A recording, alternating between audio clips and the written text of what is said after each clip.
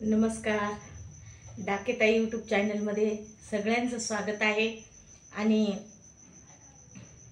पुन्हा एकदा आपण भेटूया आणि गोड अशा तिखट अशा गोड अशा विषयाला आपण बघू. म्हणजे विषय कसा आहे, थोडा गोड आणि थोडा तिखट.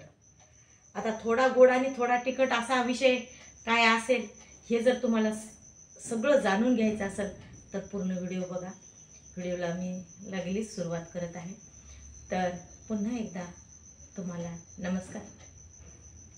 या डाकेताई यूट्यूब चॅनलमध्ये तुमचं स्वागत आहे सर्वांचं. तर कशाचं प्रमाण वाढलेलं आहे? डिवोर्सचं प्रमाण वाढलेलं आहे. भरमसाठ डिवोर्सचं प्रमाण वाढलेलं आहे.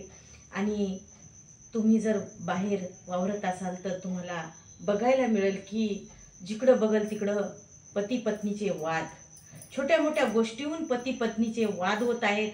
आणि त्या वादाचं रूपांतर मोठं झाल्यानंतर काय होत आहे माहित आहे? डिवोर्सचे प्रमाण वाढत आहे. डिवोर्स म्हणजे फारकर दोघांनी वेगळं व्हायचा निर्णय. हे पती पत्नी काय करतात माहित आहे? दोघांच्या मनाने निर्णय घेतात, पण त्यांना तो निर्णय घेताना अजिबात समजत नाही की आपला निर्णय चुकीचा आहे. कारण का समजत नाही माहिती?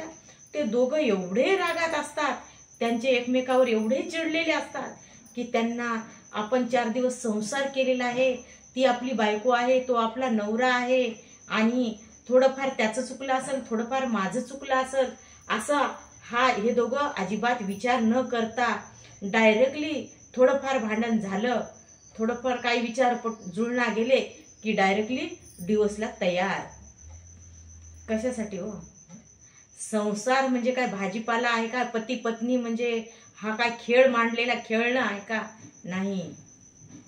तर छोट्या मोठ्या वादामधून जर तुम्ही एवढा मोठा निर्णय घेत असाल तर थोडंसं जपून घ्या. कारण थोडंसं आठवा की त्या नवऱ्यानं तुम्हाला लावलेला जीव, त्या बायकोनं तुम्हाला लावलेला जीव, आणि तुम्ही 4 दिवस केलेला संसार एवढा इझिली, म्हणजे एकमेकाचं चुकल्यामुळं काही डिवोर्स तर फक्त एकमेकामध्ये गच्च असा युगो भरलेला, मी का झुकणार, मी का बोलणार, मी का हे करणार, मी का माघार घेणार, अशामधून पण डिवोर्स होत आहेत. आणि व्यसनामधून डिवोर्स होत आहेत. आणि एकमेकाचे विचार न जुळल्यामुळे डिवोर्स होत आहेत. असे खूप कारण आहेत डिवोर्स होण्यासाठी. पण मला या डाकेताई यूट्यूब चॅनल मधून एकच सांगायचं आहे, दोघा पती पत्नीला सांगायचं आहे, त्या डिवोर्स घेणाऱ्या आणि त्यांनी जे असा निर्णय घेतलेला आहे ना, त्यांना सांगायचं आहे, मुलं बाळ झाल्यावर डिवोर्स, मुलं बाळ न होता डिवोर्स. कशासाठी हो? कशासाठी? पती पत्नीचं हे पवित्र नातं, या स्वर्गात बांधलेल्या गाठी, आणि हे पवित्र नातं ज्यावेळेस 4 दिवस बायको गावाला जाते ते दिवस आठवा की तुमच्या खाण्यापिण्याचं काय होतंय वांद, तुमच्या घरातलं काय वांद होते, घराची साफसफाई काय होते, तुमचा कपडा लत्ता. आणि जीवनाची सोबतीन जर कोण असेल तर ती बायको आहे, आणि जीवनाचा सोबती जर कोण असेल तर तो नवरा आहे. ज्या बायकोला नवरा नाही त्या बाईला विचारा, आणि ज्या नवऱ्याला बायको नाही त्याला विचारा की बायकोचं महत्व काय असते, बायको म्हणजे जीवनात काय असते. आणि भांड्याला भांड लागणार आहे. आपण लहान होतो, आपण लहानपणी भाऊ आणि बहीण भांडत होतो की नव्हतो?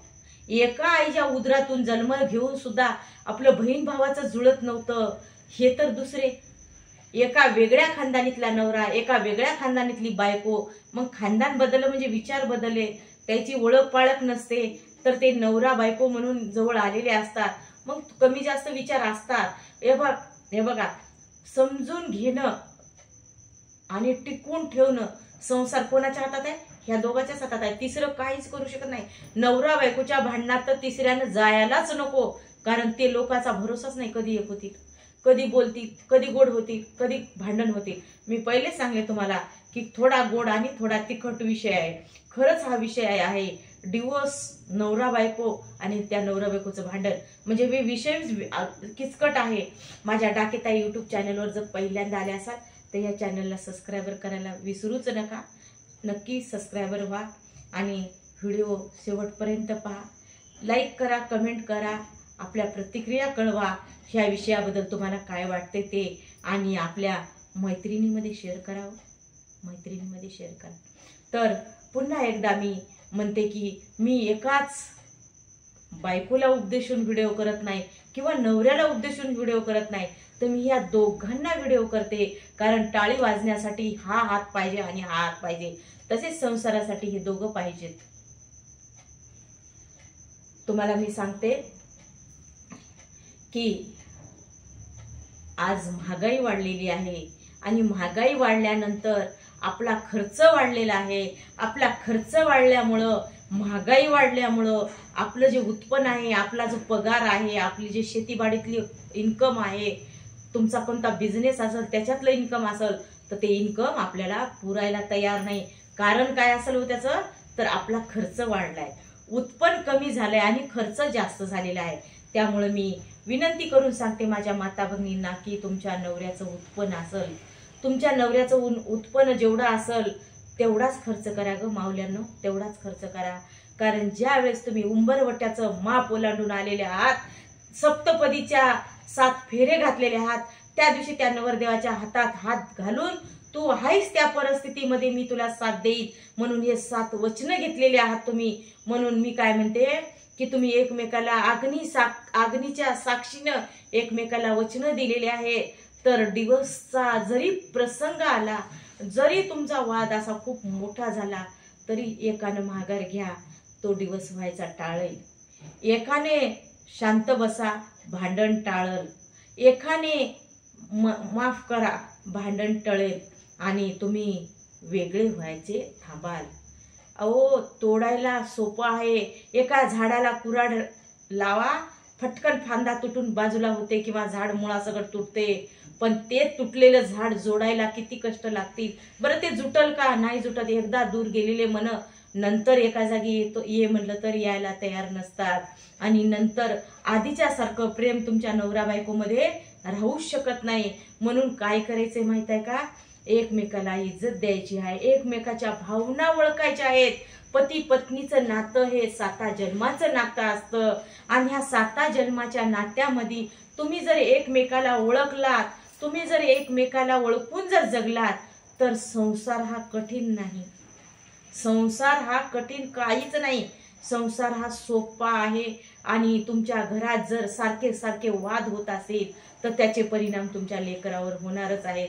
म्हणून मला एक सांगायचं आहे ह्या पती पत्नीला की कसल्याच गोष्टीमुळे घरात वाद नाही झाला पाहिजे. आणि महत्वाचं म्हणलं तर कधीच आपल्या राहत्या वास्तूमध्ये मी वेगळं होतो, मी डिवोर्स देतो, मी तुला सोडून जाते. महिला थोड्या थोड्या भांडणात नवऱ्याला सांगतात मी तुला सोडून जाणार, मी तुझ्यासोबत संसार करणार नाही.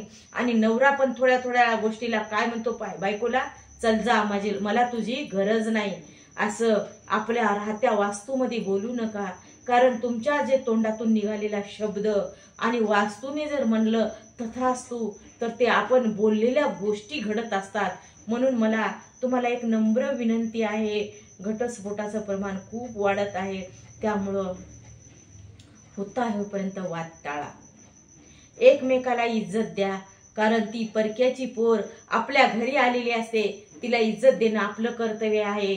आणि तो नवरा त्याचे आई बाप भाऊ बहीण काका मामा चुलते सगळे सोडून एका बायकोसाठी जगत असतो, तर त्या बायकोनं पण त्या नवऱ्याला इज्जतच दिली पाहिजे. कारण तुमचं दोघांचं नातं तुम्हीच दोघं शेवट लावणार आहात. ना याचे आई वडील याच्या शेवटाला जाणार आहेत, ना तिचे आई वडील तिच्या शेवटाला जाणार आहेत. कोणी शेवट लावणार नाही, तर शेवट लावणार आहात तुम्ही दोघं. मग ते सुखानं लावाल दुःखानं लावाल, लढत पडत संसार करायचा का आनंदात संसार करायचा, एकमेकाला इज्जत देऊन संसार करायचा का फाटका संसार करायचा, हे तुमच्या दोघांच्या हातात आहे. म्हणून मला सांगायचं आहे की लहान मोठ्या गोष्टी घरात घडतात, भांड्याला भांडं लागत असते, कधी नवऱ्याचं चुकते कधी बायकोचं चुकते. पण मोठं मन एकानं केलं पाहिजे. वाद जर लागत असेल, मोठा वाद होत असेल, तर एकानं बाहेर निघून गेलं पाहिजे. थोड्या वेळाने राग शांत झाल्यावर एकमेकाजवळ आलं पाहिजे आणि बोलायला सुरुवात करावं. भांडण जरी झालं समजा, होणार भांडण. भांडण एक संसार म्हणल्यावर भांडण होल्याशिवाय तर संसार होत नाही. आणि ज्यांचे जास्त भांडणं होतात पती पत्नीचे, त्यांच्यामध्ये जास्त प्रेम असते बरं का. तुम्हाला असं वाटेल की माझं आणि माझ्या नवऱ्याचं पटतच नाही, काय झालं की काय नाही की कसं झालं, पण तुम्ही जितके भांडसाल तितकंच तुमच्या दोघांचं एकमेकावर घट्ट प्रेम पण असतंय. भांडण कोणासोबत करतो माणूस? हक्काच्या व्यक्तीसोबत करतं. म्हणून ती हक्काची व्यक्ती आहे, त्या व्यक्तीला आपण भांडायचं नाही. आणि आपल्या जीवनाचे सोबतीन आणि सोबती म्हणलं तर आपला पती परमेश्वर आणि आपली बायको आहे. त्यामुळं भांडण मिटवायचं आहे, आनंदानं राहायचं आहे आणि घटस्फोट टाळायचे आहे. मला ह्या व्हिडिओमधून एकच संदेश द्यायचा आहे की घटस्फोट नको. सुखाने संसार करा, सुखाने संसार करा, सुखाने संसार करा.